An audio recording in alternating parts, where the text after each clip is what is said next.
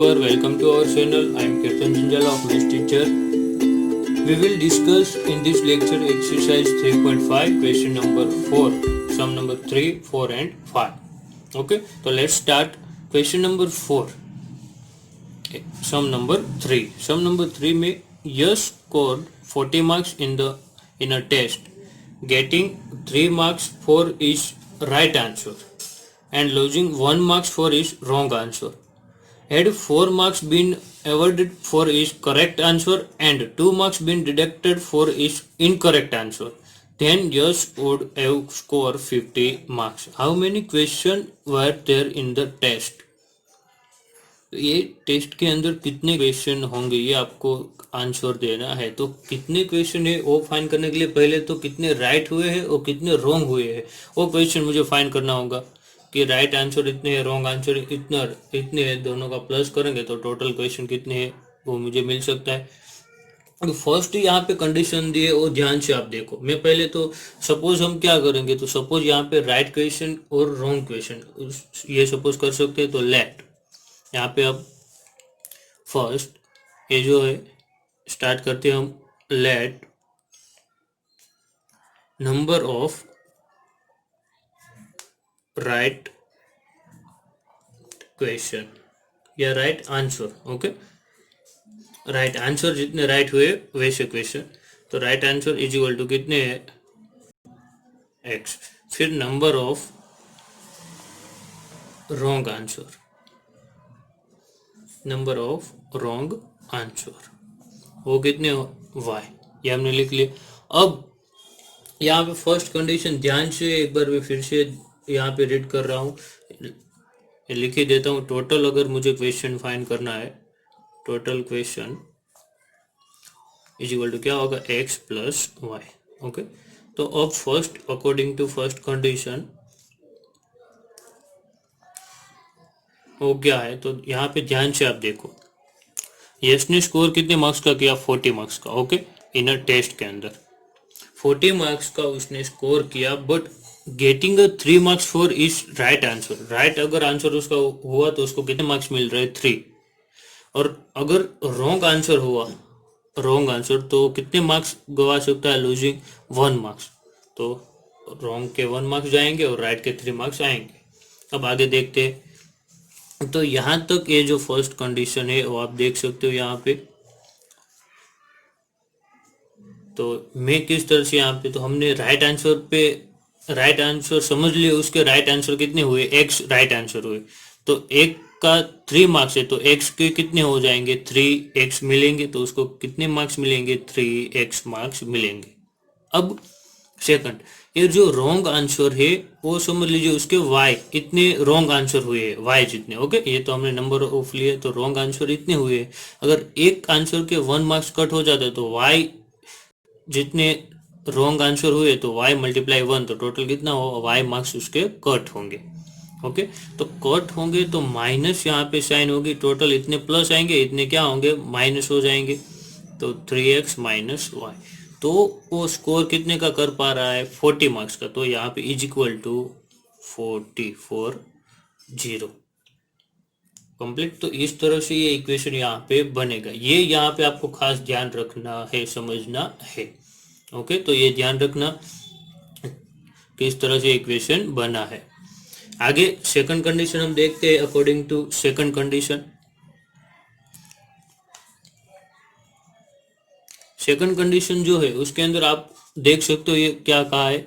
Second condition के अंदर आपको ये कहा गया है कि 4 मार्क्स, यहाँ पे 4 मार्क्स की बात हो रही है, is correct answer, correct answer पर had been awarded for is correct answer, तो 4 मार्क्स उसको मिलेंगे। तो 4 मार्क्स मिले। अब 2 marks been deducted for is incorrect answer, अगर रॉन्ग हुए, इनकरेक्ट मीन्स रॉन्ग आंसर, तो रॉन्ग आंसर जितने भी उसके कितने मार्क्स कट होंगे, 2 मार्क्स। 10 सो वो कितने का स्कोर कर पा रहा है, 50 मार्क्स, ओके। तो यहाँ पे सिंपल जैसे मैंने ऊपर आपको समझाया कि राइट आंसर यहाँ पे समझ लीजिए उसके x है, तो एक के 4 मार्क्स मिल रहे, तो टोटल x है, तो कितने मार्क्स मिलेंगे, 4 मल्टीप्लाई x जितने, तो यहाँ पे क्या लिखूंगा 4x। अब रॉन्ग आंसर कितनी है, वाई। अगर एक क्वेश्चन के 2 मार्क्स कट हो रहे हैं, 2 मार्क्स जा रहे हैं, डिडक्ट हो रहे हैं, तो यहाँ पे टोटल कितने मार्क्स जाएंगे, 2 मल्टीप्लाई जितने ये रॉन्ग आंसर हुए वो, तो y मल्टीप्लाई 2, तो कितने होंगे 2y, वो इसमें से माइनस हो रहे। सो टोटल उसका स्कोर तब कितना होगा 50, कितना होगा 50। तो ये क्वेश्चन नंबर 2 हो गया। तो ये ध्यान रखना यहाँ पे दोस्तों किस तरह से इक्वेशन बन रहे। अब आप देख सकते हो आगे 2 इक्वेशन मुझे मिल गए। क्वेश्चन के अंदर आपको ये कहा था कि कोई भी मेथड यूज करके उसको सॉल्व करना है वर्ड प्रॉब्लम, कोई भी elimination, substitution and cross multiplication, जो भी आपको बेस्ट लगे इसमें से वो आप यूज कर सकते हो। तो यहाँ पे आप देख सकते हो 4x minus 2y equal to 50। तो यहाँ पे सब्स्टिट्यूशन भी कर सकते हो, क्रॉस मल्टीप्लिकेशन भी कर सकते हैं। ये 4x माइनस 2y है, उसमें से मैं 2 कॉमन निकाल दूँ तो यहाँ पे two X minus y equal to 50 रहेगा और 2 इस साइड आएगा तो डिवाइड में, so 2x minus y equal to 25 हो जाएगा। इस तरह से इक्वेशन बन जाएगा। ठीक है, तो ये अब देखो इक्वेशन 1 और इक्वेशन, यहाँ पे इसको हम इक्वेशन 2 नाम नहीं देंगे, इसको देंगे इक्वेशन 2। ओके, तो ये दोनों इक्वेशन आप देख सकते हो। अब उसमें y जो है मैं डायरेक्ट एलिमिनेशन मेथड यूज कर सकता हूँ, तो यूज द एलिमिनेशन मेथड यहाँ पे लिखता हूँ, लिख देना ऊपर जो भी मेथड आप यूज कर रहे हो। दोनों इक्वेशन मेरे पास है। पहला इक्वेशन है 3x minus Y is equal to 40 और सेकंड इक्वेशन है 2x minus Y is equal to 25। Complete. यहाँ पे ये दोनों की साइन इक्वल है, यहाँ पे साइन चेंज करनी होगी, ये प्लस हो जाएगा, यहाँ पे ये माइनस और ये माइनस, तो ये दोनों कट। 3x माइनस 2x कितने x हो जाएंगे, 3x माइनस 2x, तो सिर्फ x बचेगा और यहाँ पे 40 माइनस 25 तो यहाँ पे बचेगा 50। तो x की वैल्यू तो मुझे यहाँ पे डायरेक्ट मिल गई।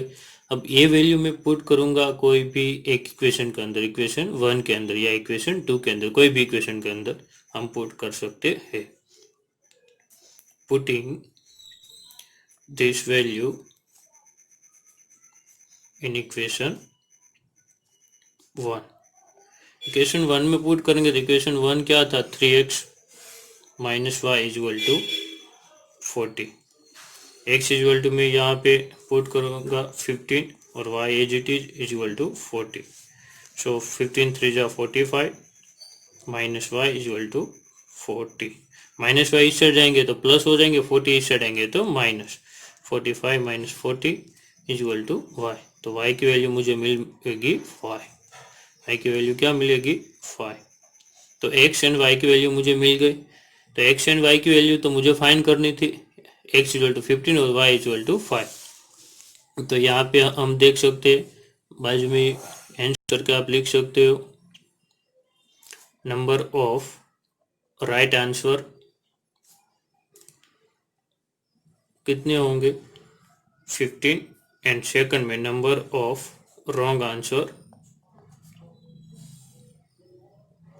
इक्वल टू कितने होंगे 5।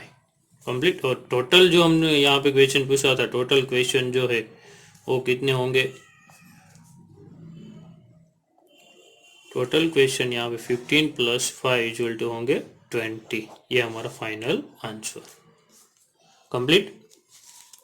तो ये क्वेश्चन सोल्व हो गए। आगे देखते हैं क्वेश्चन नंबर 4। क्वेश्चन नंबर 4 के अंदर आप देख सकते हो, ये आपको कुछ कहा है क्वेश्चन नंबर 4 के अंदर, places A and B are 100 km apart on the highway. One car starts from A and another from B. At the same time, if the cars travel in the same direction at the different speed, they meet in the 5 hour. If they travel towards each other, they meet in 1 hour. What are the speed of the two cars? दोनों car की speed की यहाँ पे बात की गई। Speed मुझे find करनी, ये कई बार बोर्ड में पूछा गया है क्वेश्चन, समझना जरूरी है यहाँ पे इस क्वेश्चन को।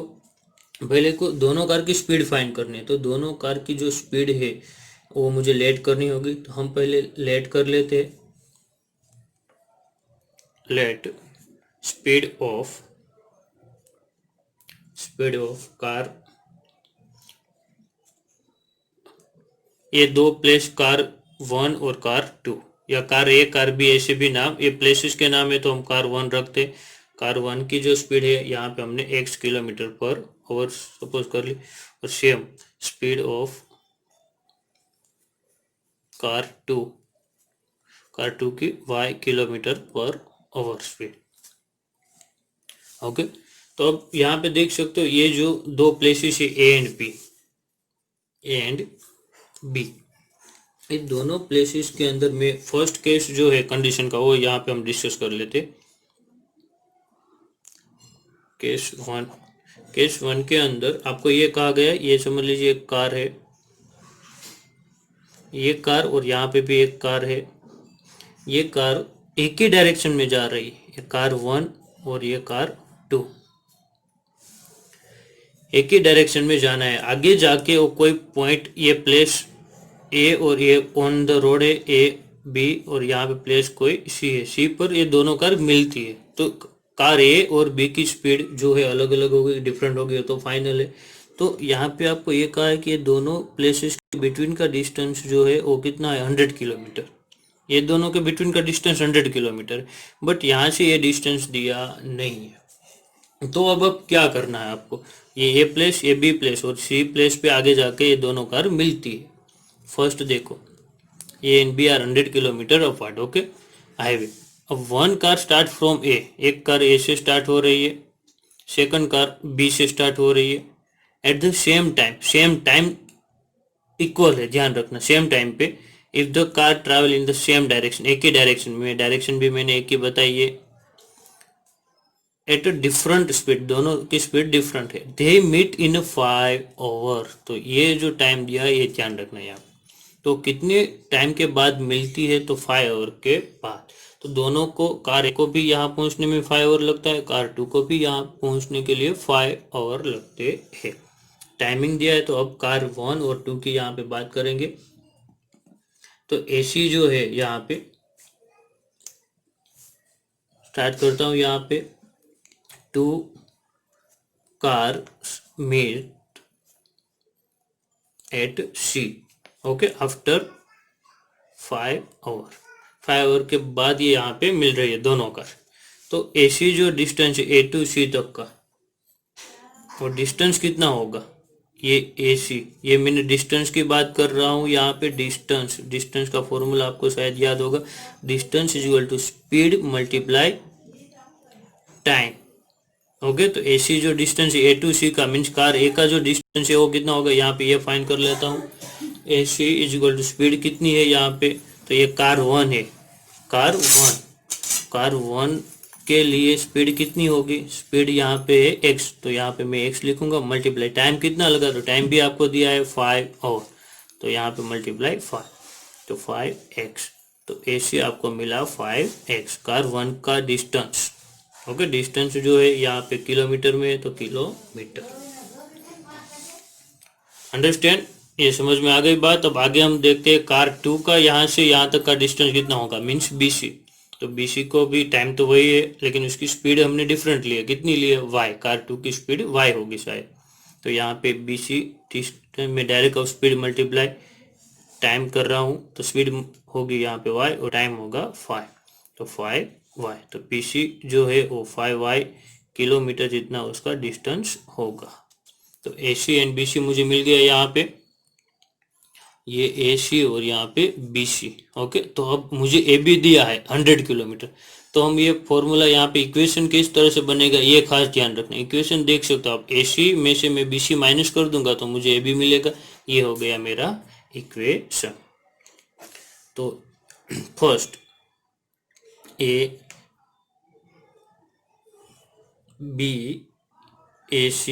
Minus BC is equal to AB, right. तो AC यहाँ पे 5x minus 5y equal to AB मुझे मिला है 100, ये दिया है क्वेश्चन में, देखो यहाँ फर्स्ट में 100 किलोमीटर। तो ये क्वेश्चन जो है सिंपल है। यहाँ पे बस एक फॉर्मूला है distance equal to speed multiply time का। यहाँ पे डिस्टेंस की जरूरत पड़ेगी क्योंकि डिस्टेंस दिया है और टाइम दिया है, और स्पीड हमने सपोज कर ली एक्स एंड वाई दोनों करके, राइट। तो कार 1 और कार 2 का डिस्टेंस लिया और उसके बिटवीन का डिस्टेंस 100 था, तो 5x minus 5y is equal to 100। अगर 5 हम कॉमन निकालेंगे तो x minus Y is equal to 100, और आगे 5 कॉमन निकाल दिए, 5 यहाँ पे मल्टीप्लाई में इस साइड जाएगा तो डिवाइड में जाएगा, तो x minus Y is equal to 100 divide by 5, तो कितने हो जाएंगे 20। x minus Y is equal to 20। ये हो गया हमारा इक्वेशन 1। इक्वेशन 1 ऐसा हो। अब सेम केस 2 के अंदर, केस 2 यहाँ पे मैं समझाता हूँ आपको। केस 2 में आपको क्या कहा है, देखो केस 2 में आपको ये कहा if they travel toward each other, एक दूसरे के नजदीक में, एक दूसरे के सामने डायरेक्शन में टूवर्ड्स आएंगे तो मीट इन 1, तो 1 आवर में दोनों कार मिल सकती है। तो उसकी स्पीड, तो यहाँ पे देखो इस तरह से कुछ कंडीशन बताइए, कार 1, ये कार 2, ये यहाँ से आ रही है, ये कार यहाँ से। अब देखो डायरेक्शन इस तरह से टूवर्ड्स हो गए, ये प्लेस ए है, प्लेस बी है, ओके। कार 1 और ये कार 2 दोनों इस तरह आ रही है। डिस्टेंस तो आपको पता है 100 किलोमीटर का है। तो कितने आवर मिल रही है, तो 1 आवर। टाइमिंग कितना है 1 आवर। तो यहाँ पे डायरेक्ट आप कार ए का जो डिस्टेंस है पॉइंट सी यहाँ पे आएगा, बीच में यहाँ कहीं पे वो मिल रहे, तो ए सी और बी सी का डायरेक्ट डिस्टेंस आपको मिल जाएगा कार 1 के लिए। मीन्स ए सी जो है डिस्टेंस कितना होगा, तो स्पीड मल्टीप्लाई टाइम। तो टाइम यहाँ पे तो नहीं पता, लेकिन स्पीड भी कितनी होगी, तो x स्पीड होगी। ये कार की स्पीड कितनी है x मल्टीप्लाई 1, तो यहाँ पे ac equal to x। And अब bc यहाँ से यहाँ तक जाने के लिए bc ये मल्टीप्लाई 1 होगा, टाइम 1 है इसलिए, ओके। तो यहाँ पे सिर्फ x ही रहेगा। सेम यहाँ पे bc की स्पीड कितनी है y, और मल्टीप्लाई टाइम 1 आवर, तो 1 मल्टीप्लाई y, तो y डिस्टेंस होगा। यहाँ पे उसने x किलोमीटर डिस्टेंस कवर किया होगा, यहाँ पे y किलोमीटर डिस्टेंस कवर किया होगा यहाँ पहुँचते पहुँचते। तो ये AC प्लस BC कर देंगे, टोटल कितना हो जाएगा AB 100। तो यहाँ पे AC plus BC means x plus Y equal to 100। तो ये मैं बाजू में यहाँ पे लिख रहा हूँ, देखो। So AC plus BC equal to AB। तो AC यहाँ पे x kilometre, BC y kilometre, और AB दोनों का प्लस करेंगे तो 100 किलोमीटर। ये कंडीशन 2 का यूज करके हमने इक्वेशन 2 बनाया है। तो दोनों यहाँ पे ये जो है कंडीशन वो समझना जरूरी है। यहाँ पे फॉर्मूला तो मैं एक ही यूज कर रहा हूँ, distance equal to speed multiply time, distance equal to speed multiply time. लेकिन वो एक बार सेम डायरेक्शन में जा रही है, एक बार ऑपोजिट डायरेक्शन में आ रही है, ठीक है। तो वो किस तरह से मिलते हैं और क्या प्रोसेस हो रही है वो समझना यहाँ पे जरूरी है। इक्वेशन तो आपको दोनों मिल गई, इक्वेशन 1 और ये equation 2। Use the elimination method ही करते, बहुत इजी रहेगी। यहाँ पे यूज एलिमिनेशन मेथड, तो यहाँ पे x minus Y equal to 20 और second x plus Y equal to 100, ये दोनों डायरेक्ट कट हो जाएंगे। यहाँ पे 2x होंगे, x प्लस x 2x, और यहाँ 20 प्लस 100 कितने हो 120, x इक्वल टू 120 अपॉन 2। तो x की वैल्यू मुझे 60 किलोमीटर पर आवर, क्योंकि स्पीड है इसलिए मैं लिख रहा हूँ यूनिट। लास्ट में लिखो तो भी कोई प्रॉब्लम नहीं है। Putting value of x in equation 1, equation 1 x minus Y equal to 20 था, x equal to 60 minus Y equal to 20, minus Y इस साइड आएंगे तो प्लस, और 20 प्लस इस साइड आएंगे तो minus, 60 minus 20 into plus y, तो यहाँ पे हो जाएंगे 40, वाई इक्वल टू आपको 40 किलोमीटर पर आवर। लास्ट में आंसर लिखना मत भूलना। Final and speed of car 1 की स्पीड होगी 60 kilometre per hour, and speed of car two की स्पीड जो होगी वो होगी 40 kilometre per our. Okay, complete. तो इस तरह से क्वेश्चन मुझे सॉल्व करना है। आगे देखते हैं क्वेश्चन नंबर जो है 5। क्वेश्चन नंबर 5 के अंदर किस तरह से करना है वो देख लेते हैं। क्वेश्चन नंबर 5 जो है वो आपको यहाँ पे दिया है कुछ एरिया के बारे में, तो देख सकते हो आप। क्वेश्चन नंबर 5, तो 5 के अंदर the area of a rectangle gets reduced by 9 square units if its length is reduced by 5 unit and breadth is increased by 3 unit। तो सिंपल है, उसका एरिया रिड्यूस हो रहा है कितना स्क्वायर यूनिट, तो 9। कब, तो जब लेंथ हम रिड्यूस करेंगे 5 यूनिट एंड ब्रेथ इंक्रीज करेंगे 3 यूनिट। Okay, first condition. और सेकंड में आपको ये कहा है 2 unit breadth and area increase by 63 unit breadth. तो 3 यूनिट और ब्रेथ 2 ये दोनों इंक्रीज करेंगे, तो यहाँ पे 67 square unit find the dimension of the rectangle. तो रेक्टेंगल के डायमेंशन आपको फाइंड करना है। अब ये इंक्रीज किस तरह से हो रही है ये देखते हैं यहाँ पे। तो फर्स्ट क्वेश्चन आपको ये कहा गया है यहाँ पे,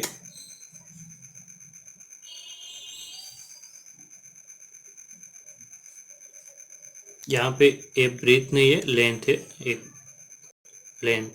length increase by 3 unit. Okay, अब फर्स्ट सपोज क्या करना होगा, लेट। तो यहाँ पे रेक्टेंगल के डायमेंशन मुझे फाइंड करना है। ओके, रेक्टेंगल के डायमेंशन फाइंड करना है तो क्या करेंगे, तो पहले तो उसके डायमेंशन ही सपोज करेंगे। तो let length is equal to length and breadth, यहाँ पे हम सपोज करेंगे तो length is equal to x and ये ब्रेथ इज इक्वल टू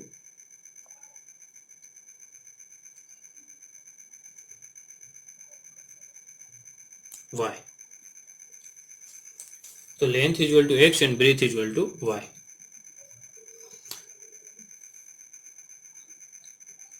आगे देखते हैं फर्स्ट कंडीशन में क्या कहा गया है वो देखते हैं। फर्स्ट कंडीशन में ये कहा गया है, अकॉर्डिंग टू फर्स्ट कंडीशन। अब मैं उसका एरिया भी लिख देता हूँ। अगर मुझे कोई रेक्टेंगल का एरिया फाइंड करना है तो लेंथ मल्टीप्लाई क्या होगा, ब्रेथ। तो यहाँ पे लेंथ x है और ब्रेथ क्या है, y। तो यहाँ पे एरिया मुझे मिलेगा x y। Okay, rectangle means इस तरह से शेप होगा रेक्टेंगल का, ए समझ लीजिए लेंथ है तो ये क्या होगा, ब्रेथ। कंप्लीट। अब यहाँ पे क्वेश्चन में एक लाइन जो है बाय मिस्टेक में मैंने स्किप कर दी थी। देखो ये first, rectangle gets reduced by 9 square unit, its length is reduced by 5 unit and यहाँ पे ब्रेथ ही आएगा, breadth is increase by 3 unit. ये कंडीशन 1 यहाँ तक है। ओके, अब आगे जो है यहाँ पे इंक्रीज हो रही है 3 यूनिट और ब्रेथ, ये तो बरोबर है। यहाँ पे लेंथ जो है बीच में लेंथ 2 यूनिट इंक्रीज हो रही है, ये बीच में आएगी, मैं आपको बताऊंगा। अब यहाँ पे ये देखो first, length is reduce by 5 unit and ये ब्रेथ ही आएगी, ये रॉन्ग है, ये राइट है। Breadth is increase by 3 unit. तो यहाँ तक कंडीशन 1।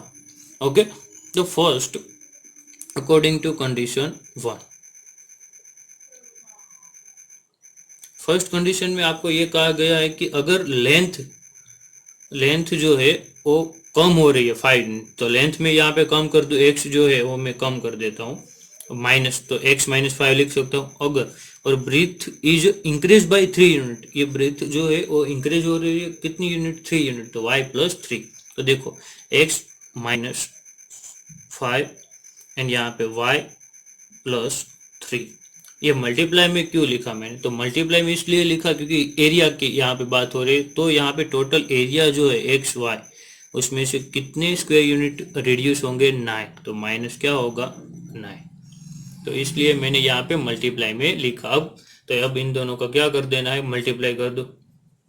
सो एक्स का मल्टीप्लाई इसके साथ और इन दोनों के साथ होगा, x y plus 3x minus 5y plus minus minus 5 3 जा 15, x y minus 9। X y cut हो जाएंगे। अब यहाँ पे 3x माइनस 5y, -9 इस साइड आएंगे तो प्लस, या -15 को उस साइड ले जाते हैं तो -9 plus 15। Okay, 3x minus 5y equal to -9 plus 15 कितने होंगे 6।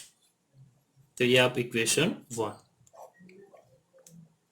अब आगे अकॉर्डिंग टू कंडीशन 2, बहुत ही इजी सम है ये। सिर्फ यहाँ पे रेक्टेंगल की बात हो रही और एरिया की बात हो रही है, तो area equal to x into y. तो एरिया में हम इंक्रीज या डिक्रीज जो भी है करेंगे। ओके, यहाँ पे फिर से आपको समझ में आए इसलिए एरिया लिख देता हूँ x and y. Area means length multiply breadth equal to x into y. अब देखो सेकंड कंडीशन में ये कहा गया है, यहाँ पे एक बाय मिस्टेक एक लाइन मैंने स्किप कर दी, लेकिन मैं यहाँ पे बोल रहा हूँ। सेकंड कंडीशन में आपको ये कहा गया है कि इफ वी इंक्रीज, ये लेंथ जो है, if we increase length by 3 unit, ये लेंथ जो है 3 यूनिट जितनी इंक्रीज हो रही है। अब कितनी यूनिट 3 यूनिट, और ब्रेथ जो है वो 2 यूनिट क्या हो रही है डिक्रीज हो रही है। ओके, तो 2 यूनिट और डिक्रीज, सॉरी दोनों इंक्रीज हो रही है, तो टोटल एरिया जो है वो 67 स्क्वायर यूनिट इंक्रीज होगा। अब दोनों यहाँ पे इंक्रीज हो गई, लेंथ 3 यूनिट इंक्रीज हो रही है और ब्रेथ कितनी यूनिट हो रही है 2। तो आई थिंक आप समझ गए होंगे एक्स में कितना इंक्रीज करना है। तो एक्स में ये लेंथ जो है इसमें मुझे 3 यूनिट इंक्रीज करना है, और वाई जो है इसमें 2 यूनिट इंक्रीज करना है। दोनों में इंक्रीज हो रहा है इसलिए प्लस, अगर डिक्रीज हो रहा है तो माइनस में लिखते। सो ओवरऑल जो हमारा एरिया है एक्स वाई, उसमें भी इंक्रीज होगा 67 यूनिट का। कंप्लीट ये।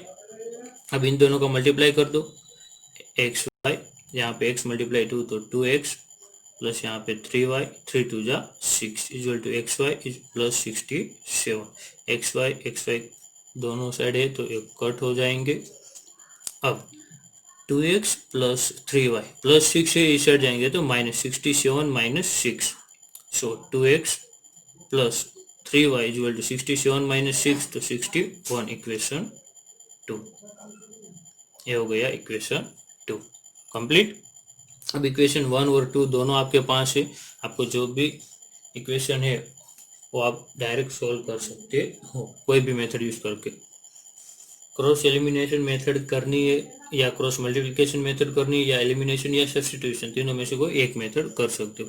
तो यहाँ पे हम एलिमिनेशन मेथड ही करते, यूज एलिमिनेशन मेथड। बट यहाँ पे देखो अब इक्वेशन 1 और 2 डायरेक्ट हम एलिमिनेशन मेथड नहीं कर सकते क्योंकि x और y में कोई इक्वल नहीं है, तो मुझे पहले इक्वल करना होगा। तो इक्वेशन 1 को मुझे समझ लीजिए यहाँ पे ये x को इक्वल करना है, तो इक्वेशन 1 को मुझे 2 से मल्टीप्लाई करना होगा और इक्वेशन 2 को मुझे 3 से मल्टीप्लाई करना होगा। तो यहाँ पे लिख देते हैं मल्टीप्लाई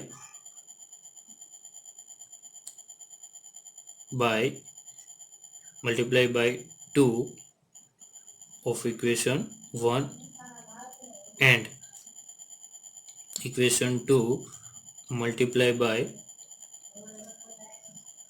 3। ओके, इक्वेशन 1 को 2 से मल्टीप्लाई करूंगा, इक्वेशन 2 को 3 से मल्टीप्लाई करूंगा। तो इक्वेशन 1 देखो 2 से मल्टीप्लाई करूंगा तो 2 3 जा क्या हो जाएगा 6। यहाँ पे बाजू में करता हूँ,